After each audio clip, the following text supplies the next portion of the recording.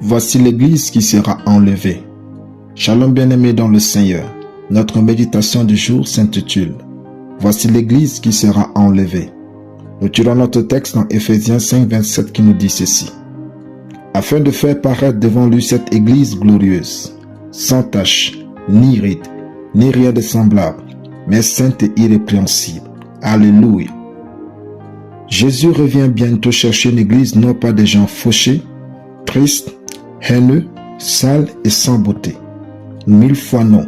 Jésus reviendra chercher cette Église glorieuse, sans tache, ni ride, ni rien de semblable, mais sainte et irrépréhensible.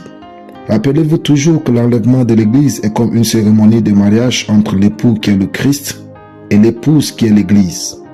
Puisqu'il est de coutume d'amener au roi l'épouse royale dans les vêtements les plus somptueux, l'Église qui sera enlevée sera glorieuse. Ce n'est ni une domination ni une communauté qui sera enlevée, mais l'ensemble des hommes et des femmes qui, ayant accepté Jésus-Christ comme leur Seigneur et Sauveur, ont vécu une vie à tous égards splendide et honorable devant Dieu. Faites tous vos efforts pour marcher d'une manière digne des saints et portant de fruits en toutes sortes de bonnes œuvres. Donnez-vous à l'étude passionnée intime de la parole de Dieu. Le mot glorieuse dans ce passage fait allusion à la pureté et à la sainteté. C'est ce qui justifie les qualificatifs qui le suivent tels que sans tache, ni ride, ni rien de semblable, mais sainte et irrépréhensible.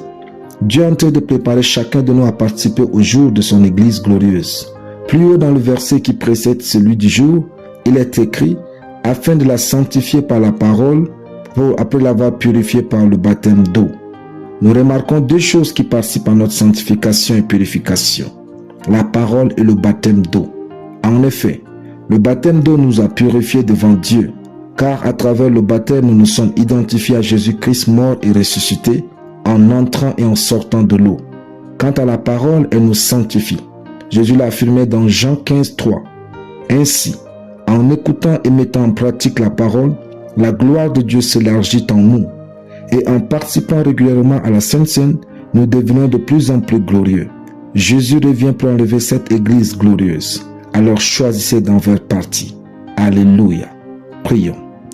Par le ministère du Saint-Esprit et une vie ancrée dans la parole, je suis au quotidien préparé à l'enlèvement de l'Église glorieuse dans le monde, au nom de Jésus.